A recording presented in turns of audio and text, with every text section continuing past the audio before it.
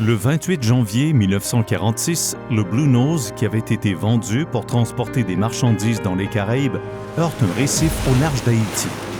Il est abandonné et finit par couler.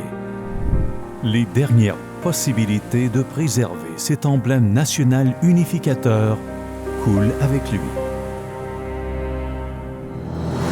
14 ans plus tard, en 1960, Smith et Rowland, les mêmes constructeurs de navires qui ont bâti le premier Blue Nose, construisent une réplique du Bounty.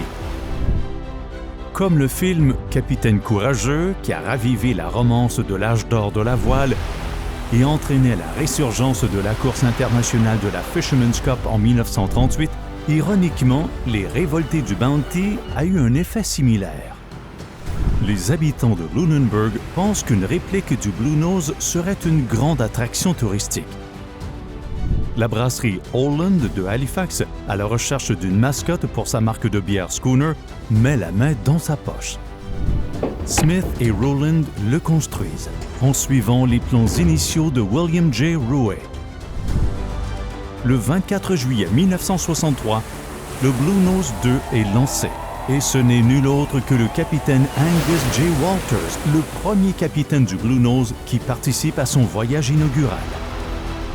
Depuis plus d'un demi-siècle, le Blue Nose 2, dans le cœur de nombreux néo-écossais, n'est pas seulement une réplique. Il est l'esprit incarné du premier Blue Nose. Il est un lien vivant avec le passé glorieux de son éponyme, champion invaincu de l'International Fisherman's Cup Race, même s'il ne participera jamais à la course. Le Blue Nose 2, comme son prédécesseur, est un symbole emblématique de la Nouvelle-Écosse, la distinguant de toutes les autres provinces. Il sert non seulement d'ambassadeur de bonne volonté pour la Nouvelle-Écosse, mais aussi pour l'ensemble du Canada. Lorsque l'équipage du Blue Nose 2 se réunit pour partager un repas à bord, c'est autour d'une table en bois et pierre provenant de chaque province et territoire du Canada. Pendant l'été, ils visitent régulièrement les ports de la Nouvelle-Écosse, de l'Est du Canada et de la Nouvelle-Angleterre. Ils se rendent parfois plus loin, dans les ports du Saint-Laurent et des Grands Lacs, attirant des foules immenses et accueillantes partout où ils passent. Ne manquez pas l'occasion de ressentir l'héritage d'une époque révolue sous vos pieds et la brise salée sur votre visage.